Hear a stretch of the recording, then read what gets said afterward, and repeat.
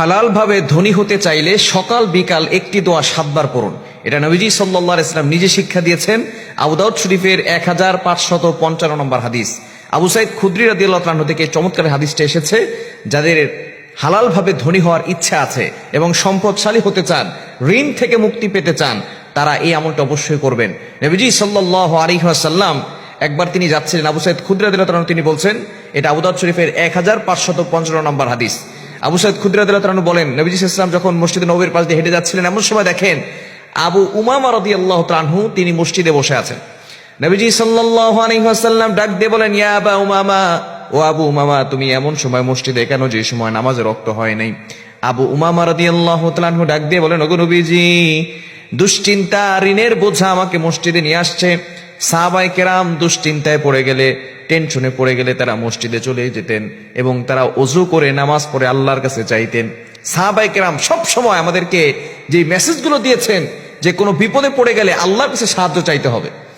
আল্লাহ তাআলা নিজে বলে দিয়েছেন 2 নম্বর পারা 2 নম্বর পৃষ্ঠার 10-11 নম্বর লাইনগুলোতে, সূরা বাকারার 152 নম্বর আয়াতে আল্লাহ তাআলা জানিয়ে দিয়েছেন, ইয়া আইয়ুহাল্লাযীনা আমানু ইসতাঈনু বিস-সাবরি ওয়াস-সালাহ।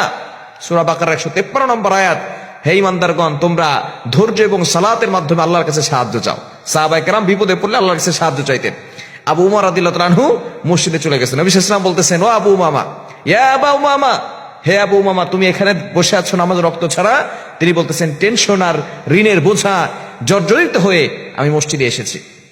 নবী সাল্লাল্লাহু আলাইহি ওয়াসাল্লাম বললেন, আবু উমামা, তোমাকে এমন কি কোনো বাক্য শিক্ষা দিব না যে বাক্যর আমল করলে আল্লাহ পাক রব্বুল আলামিন তোমাকে ঋণের বোঝা দূর করে দিবেন, তোমার টেনশন দূর করে দিবেন, দুশ্মনের দুশ্মনী থেকে আল্লাহ তোমাকে হেফাজত করবেন এবং আল্লাহ তোমাকে হালাল ভাবে ধনী বানিয়ে দিবেন।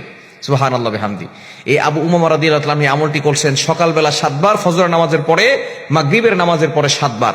এই দোয়া পড়ার পরে কিছুদিন পরে আবু উমামা রাদিয়াল্লাহু তাআলা নবীজির কাছে এসেছেন হাদিয়া নিয়ে। ইয়া রাসূলুল্লাহ, আপনি যে দোয়া আমাকে শিক্ষা দিয়েছেন, এই দোয়ার আমল আমি পরিপূর্ণভাবে করেছি, 5 ওয়াক্ত নামাজ পড়েছি, আল্লাহর কাছে দোয়া করেছি, আর এই দোয়াটা বেশি বেশি পড়েছি, ফজরের পরে 7 বার আর মাগরিবের পরে 7 বার পড়েছি।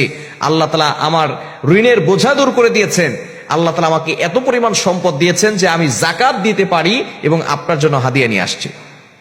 দোয়াটি হচ্ছে, আল্লাহুম্মা ইন্নী আউযু বিকা মিনাল হাম্মি ওয়াল হুজনি ওয়া আউযু বিকা মিনাল আজাজি ওয়াল কাসালি ওয়া আউযু বিকা মিনাল জুবনি ওয়াল বুখলি ওয়া আউযু বিকা মিন গলাবাতিদ দাইনি ওয়া কাহরির রিজাল।